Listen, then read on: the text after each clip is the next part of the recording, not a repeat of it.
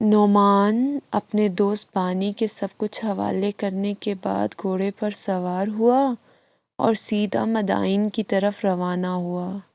خسرو پرویز کو نیا نیا تخت و تاج ملا تھا۔ اس نے کچھ فتوحات بھی حال کی تھیں اور اپنے تمام دشمنوں کو ٹھکانے لگا دیا تھا، اس لیے اس کے غرور و تکبر میں پہلے سے بھی زیادہ اضافہ ہو گیا تھا، اور یہ حقیقت بھی تھی کہ اس وقت اس سے بڑا کوئی بادشاہ نہ تھا۔ روم اپنے جھگڑوں میں الجھا ہوا تھا اور آس پاس کی تمام ریاستیں، حکومتیں اور بادشاہتیں ایران کی تابع دار اور باجنگزار ہو چکی تھی۔ نعمان کی پہلی بدقسمتی تو یہ ہوئی کہ جب وہ مدائن میں قصر شاہی پر پہنچا تو اس کے سب سے پہلے ملاقات دشمن زید سے ہوئی۔ زید کو دیکھ کر نعمان کا خون کھول اٹھا، مگر اسے صبر ہی کرنا پڑا، بلکہ اس سے زید کی خوشامد بھی کرنا پڑی۔ زید بھی نعمان کو یہاں دیکھ کر چونک پڑا تھا، مگر وہ شرمندہ ہونے کے بجائے بڑی ڈٹائی سے اس کے پاس آیا اور طنزیہ لہجے میں بولا، رئیس ہیرا تشریف لے آئے۔ نعمان نے نرمی سے جواب دیا، زید تم بھی ہیرا کے باشندے ہو، تمہیں میرا ساتھ دینا چاہیے۔ خیر یہ تو میں بعد میں دیکھوں گا۔ زید کا لہجہ اب بھی سخت تھا۔ پہلے یہ بتاؤ کہ تم حذیفہ کو ساتھ لے کے آئے ہو؟ میں اسے تو ساتھ نہیں لایا، نعمان نے کہا، میں اسی سلسلے میں شہنشاہ سے ملنا چاہتا ہوں۔ بہت خوب، زید جل کر بولا، معلوم ہوتا ہے شہنشاہ آپ ہی کے انتظار میں بیٹھے ہیں۔ پھر منہ پھیر کر کہا، نعمان جان کی خیر چاہتے ہو تو یہاں سے فوراً دفع ہو جاؤ۔ زید نعمان کی آنکھوں میں آنکھیں ڈال کے بولا، تم تو جہنم میں جاؤ گے، مجھے کیوں اپنے ساتھ گھسیٹنا چاہتے ہو؟ اپنی جان کی خیر چاہتے ہو تو مدائن سے فوراً بھاگ جاؤ، ورنہ اگر شہنشاہ کو کسی نے بتا دیا کہ تم یہاں موجود ہو تو وہ تمہیں شیر کے پنجرے میں پھینکنے کا حکم دے دیں گے۔ تم نے شہنشاہ خسرو پرویز تاجدار ایران کا حکم نہ مان کر اس کی توہین کی ہے، وہ تمہیں زندہ نہ چھوڑے گا۔ نعمان اسے کسی نہ کسی طرح اپنی طرف کرنا چاہتا تھا، اس لیے اس نے پھر خوشامد کی، تم مجھے ایک بار شہنشاہ کے حضور پیش کر دو، پھر مجھے چاہے شہنشاہ قتل ہی کیوں نہ کرا دیں، مجھے اس سے یا تم سے کوئی شکوہ نہ ہوگا۔ زید کو غصہ تو بہت آیا، مگر پھر اس کے دل نے سمجھایا کہ جب دشمن خود ہی جال میں آ گیا ہے تو پھر ہمیشہ کے لیے جھگڑا ہی کیوں نہ مٹا دیا جائے۔ سوچتے ہوئے اس نے کہا، ٹھیک ہے، میں بھی ہیرا کا رہنے والا ہوں اور تمہاری رعایا میں سے ہوں، میں تم پر یہ احسان ضرور کروں گا، میں جا رہا ہوں شہنشاہ کے پاس، تیار رہنا، بلوا لوں گا تمہیں۔ بہت بہت شکریہ، نعمان نے جواب میں کہا۔ شاید اسے پوری امید تھی کہ وہ شہنشاہ کو منا لے گا اور اسے معافی مل جائے گی۔ زید شہنشاہ کے پاس چلا گیا اور نعمان خیالی پلاؤ پکانے لگا۔ اس نے دل ہی دل میں تمام مکالمے اور سوال و جواب تیار کر لیے۔ اسے اس لیے اور امید تھی کہ وہ ایک عرب ریاست کا حکمران ہے۔ اس کے علاوہ خسرو پرویز کی اور بھی کئی عرب ریاستیں حلیف اور فرما بردار تھیں۔ اس نے ابھی یہیں تک سوچا تھا کہ اس کا بلاوا آ گیا۔ تمہارا نام نعمان ہے نا؟ درباری نقیب نے نعمان کے پاس آ کے اس طرح کہا جیسے نعمان رئیس ہیرا نہیں بلکہ وہ کوئی بالکل عام آدمی ہے۔ ہاں، میرا ہی نام نعمان ہے، نعمان نے بادل نخواستہ جواب دیا اور چلنے کے لیے اٹھ کھڑا ہوا۔ میرے پیچھے آؤ، یہ کہہ کے نقیب واپس ہوا۔ نعمان اس کے پیچھے پیچھے چلنے لگا۔ اس وقت اس کے دماغ میں خیالات کا ہجوم تھا۔ امید اور نا امیدی میں جنگ ہو رہی تھی۔ امید کہتی تھی کہ تو عرب ریاست کا رئیس ہے، شہنشاہ تجھے نا امید نہیں کرے گا، کیونکہ اگر شہنشاہ نے تیرے خلاف قدم اٹھایا تو دوسری عرب ریاستیں ایران کے خلاف ہو جائیں گی۔ مگر نا امیدی کہہ رہی تھی کہ خود سر اور مطلق العنان حاکم آگے کی طرف نہیں دیکھتے بلکہ ہر بات کا بلا سوچے فیصلہ کرتے ہیں۔ پھر نعمان کا معاملہ تو شہنشاہ ایران کی حکم عدولی کا تھا۔ ریاست ہیرا کا حاکم حاضر ہے۔ شہنشاہ خسرو پرویز تختہ شاہی کے قریب دست بستہ کھڑے ایک وزیر سے کچھ گفتگو کر رہا تھا۔ نقیب کی آواز پر اس نے چونک کے دیکھا اور دربار میں داخل ہوئے نعمان نے اسے وہیں سے رکوع تک جاتے ہوئے اسے سلام پیش کیا۔ خسرو اسے دیکھنے کے بعد پھر اپنے وزیر سے گفتگو میں مشغول ہو گیا۔ زید اس کے آگے تھا اور خسرو کے تخت کے قریب سر جھکائے کھڑا تھا۔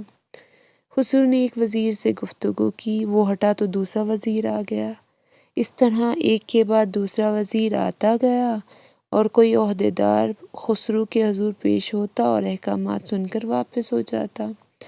نعمان کو وہاں کھڑے کھڑے قریباً 3 گھنٹے ہو گئے۔ اس وقت خسرو پرویز فارغ ہوا۔ زید فوراً بڑھ کر تخت شاہی کے قریب پہنچ گیا۔ عالی جل شہنشاہ ایران کا مجرم حاضر دربار ہے۔ خسرو پرویز نے پہلے زید کو دیکھا، پھر دوسری طرف نظر کی۔ نعمان ادھر ہی دیکھ رہا تھا۔ جب اس نے محسوس کیا کہ شہنشاہ کی نظریں اس تک آ کر رک گئیں تو اس نے فوراً جھک کر مجرا پیش کیا۔ شہنشاہ ایران کا وفادار رئیس ہیرا حاضر خدمت ہے۔ نعمان کی نظریں جھکی ہوئی تھی کیونکہ شہنشاہ سے آنکھ ملانے کی کسی کو اجازت نہ تھی۔ اس وقت خسرو پرویز کی آواز گونجی، تو تم ہو نعمان، ریاست ہیرا کے ناظم؟ نعمان عرب تھا اور ہیرا کا رئیس تھا، اسے خسرو نے بے عزت کرنے کے لیے ناظم کہا تھا۔ نعمان ضبط نہ کر سکا اور اسی طرح سر جھکاتے ہوئے جواب دیا، عالی جاں نے درست فرمایا، میں ہی رئیس ہیرا نعمان اور حضور شہنشاہ کو ناچیز ایک عرض داشت پیش کرنا چاہتا ہے۔ خسرو پرویز ایک دم گرم ہو گیا، تند لہجے میں بولا، عرض داشت بعد میں پیش کرنا، پہلے تم اپنی اس گستاخی کی معافی مانگ کہ تم نے ہمارا حکم سنا اور اس کی بجاوری میں تاخیر کی۔ عالی جان، نعمان نے ذرا سنبھل کے کہا، میں صفائی پیش کرنے خدمت عالی میں حاضر ہوا ہوں۔ اس کا مطلب ہے کہ تم نے ہمارا حکم تسلیم کر لیا اور اس بجاوری میں جو تاخیر ہوئی اس کی تم معافی چاہتے ہو۔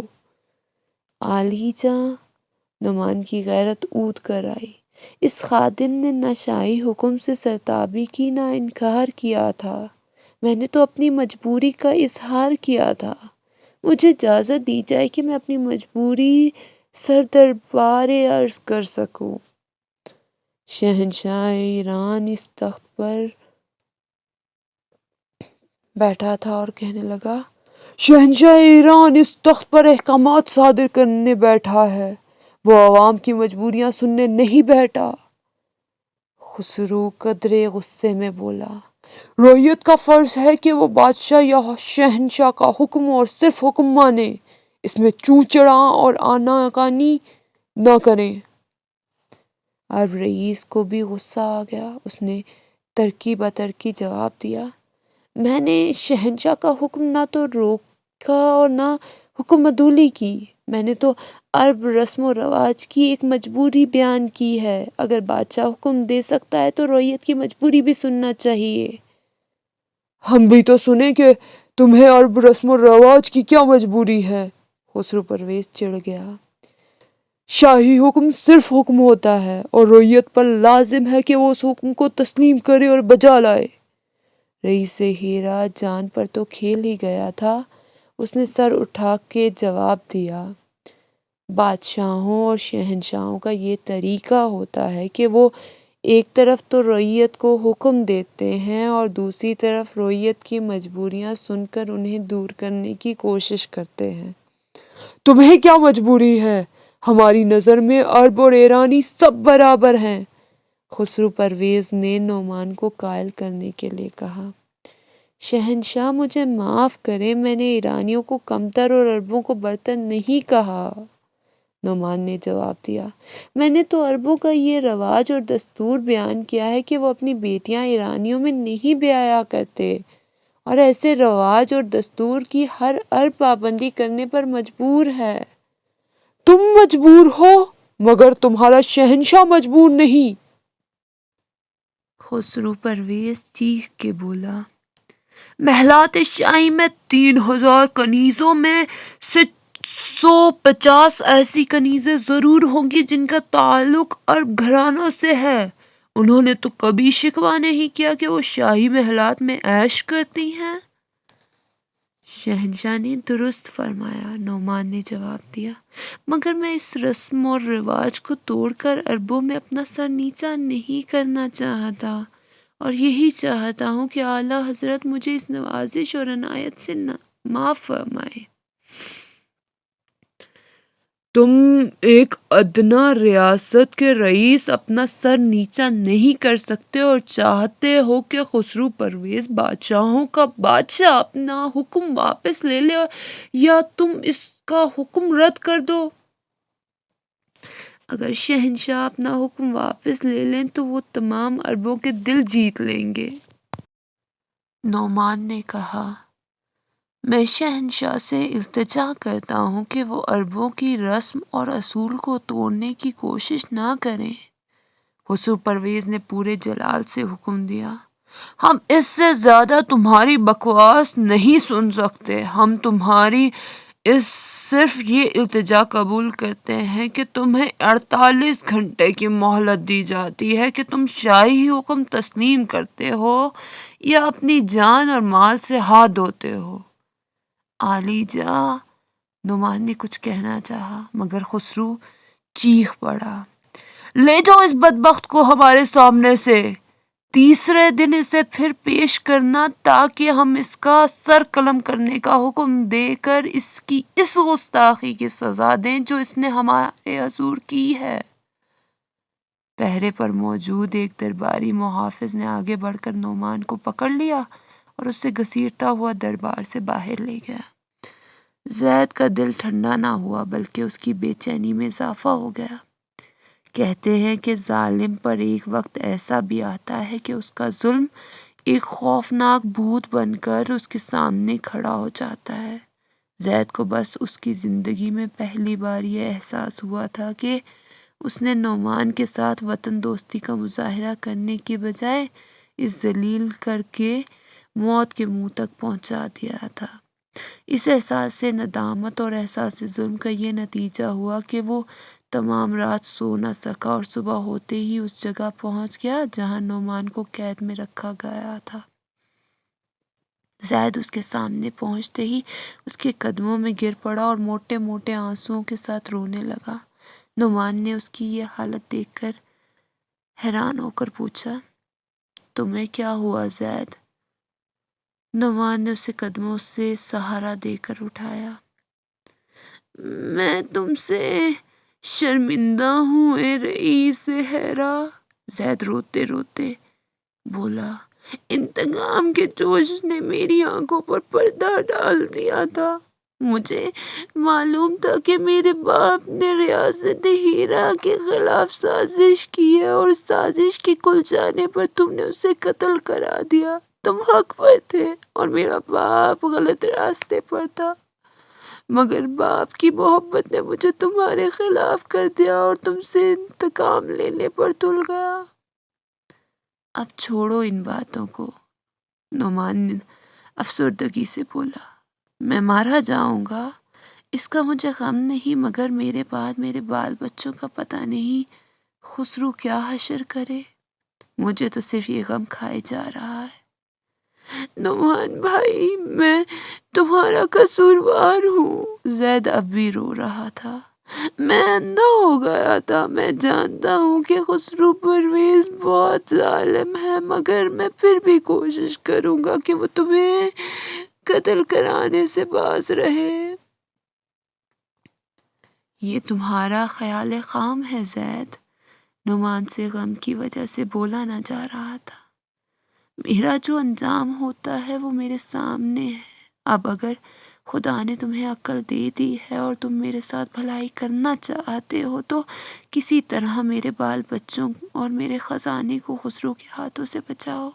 میری صرف یہی خواہش ہے اور میں چاہتا ہوں کہ تم مجھ سے اس بات کا وعدہ کرو کہ میرے بعد میرے بیوی بچوں کو بچاؤ گے اور انہیں کسی محفوظ جگہ اپنی حفاظت میں پہنچا دو گے۔ تمہارے دل میں میرے لیے جگہ پیدا ہو گئی ہے تو میں یہ بات بھی تمہیں بتا دوں کہ اس وقت میری بیوی بچے شیبانی قبائل کے رئیس بانی کے پاس ہیں۔ میں اس بات کا وعدہ کرتا ہوں بلکہ قسم کھاتا ہوں کہ تمہارے بال بچوں اور خزانے تک خسرو کے ہاتھ نہیں پہنچنے دوں گا۔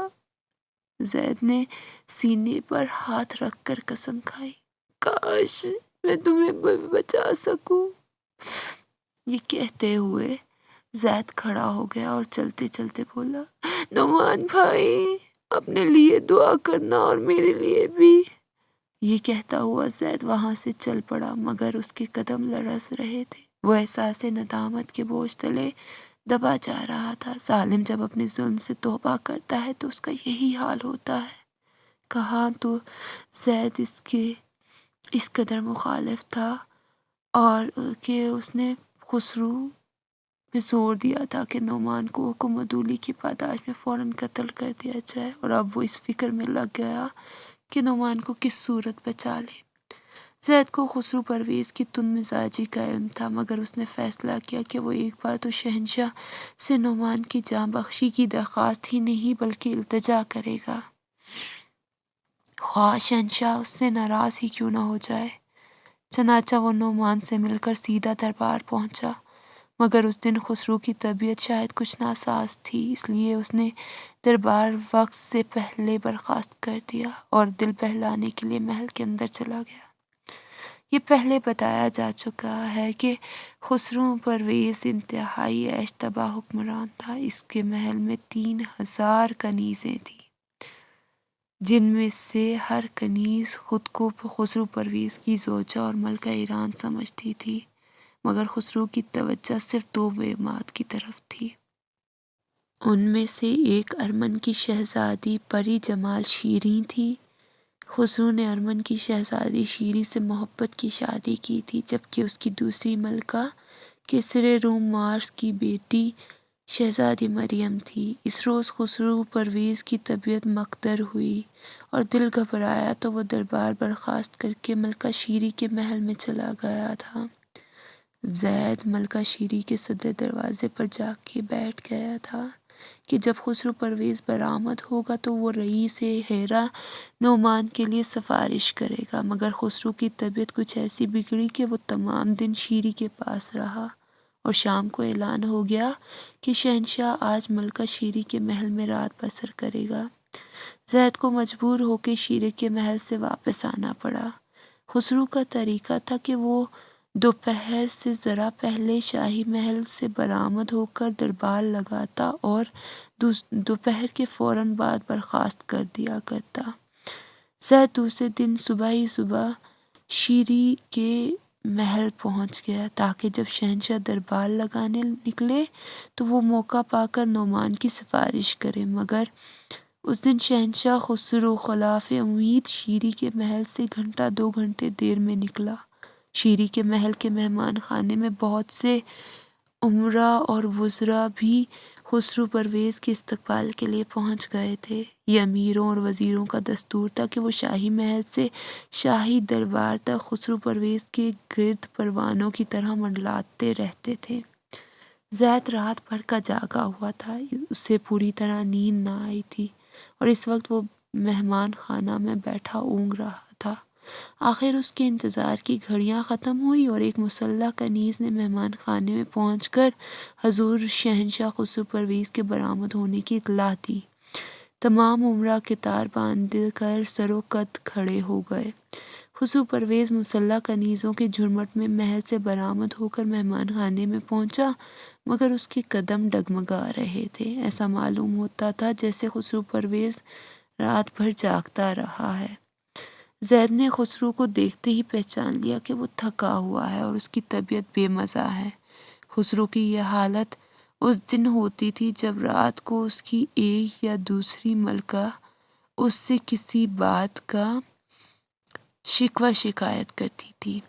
خسرو پرویز دن بھر کی تھکن اتارنے کے بجائے اس ملکہ کی شکوہ شکایت کا فیصلہ کرتا تھا۔ یوں اس کی نصف رات ملکاؤں کے جھگڑے نپٹانے میں گزر جاتی تھی اور اس کی بقیہ رات بے دلی سے گزرتی تھی۔ ادھر کچھ دنوں سے خسرو کی یہ حالت اکثر ہو جایا کرتی تھی۔ خاص کر خسرو اس صبح کو زیادہ پریشان اور مضمحل دکھائی دیتا تھا جس شب وہ ملکہ شیری کے محل میں رہتا تھا۔ شیری کو پچھلے چند دنوں سے خسرو سے یہ شکایت ہو گئی تھی کہ وہ اس کا کہنا نہیں مانتا اور اس کی بات پر مطالبے کی پرواہ نہیں کر رہا ہے۔ ملکہ شیری اور خسرو پرویز میں یہ جھگڑا تھا کہ ملکہ شیری کچھ دن کے لیے اپنے ملک ارمن جانے کی ضد کر رہی تھی۔ اس کے ملک کے بعض اکابرین جو اس کی عدم موجودگی میں ملک ارمن کی دیکھ بھال کرتے تھے، ارمن سے مدائن آئے تھے۔ ان کا بیان تھا کہ ملک ارمن میں ایک خوفناک وبا پھیل گئی ہے جس سے درجنوں باسی موت کے منہ میں چلے گئے ہیں۔ ان کا ملکہ شیری سے یہ مطالبہ تھا کہ وہ کچھ دنوں کے لیے اپنے ملک اور اپنے آدمیوں کے درمیان آ کر رہیں، کیونکہ لوگوں نے ملک ارمن سے دوسرے مقامات پر منتقل ہونا شروع کر دیا تھا۔ ان کا یہ بھی مطالبہ تھا کہ ملکہ اپنے ساتھ مدائن کے بہترین معالجوں کا دستہ لے چلیں تاکہ وہ ارمن پہنچ کر اس وبا سے لوگوں کو نجات دلا سکیں۔ مگر تاپکے آخر خسرو پرویز کو ملکہ شیری کی درخواست اور ضد کے سامنے ہتھیار ڈالنا پڑے اور ملکہ شیری ایک دن مدائن سے منہ موڑ کر اور خسرو پرویز کو چھوڑ کر اپنے ملک کے امیروں کے ساتھ ملک ارمن روانہ ہو گئیں۔ ملکہ شیری نے اپنے چلنے سے پہلے ایک تیز رفتار سوار ملک ارمن بھیج دیا تھا تاکہ وہ جا کے اعلان کر دے ملک ارمن کی اصل وارث اور تخت و تاج کی مالک اپنے ملک واپس آ رہی ہے تاکہ وہ رعیت کے دکھ سکھ میں شریک ہو۔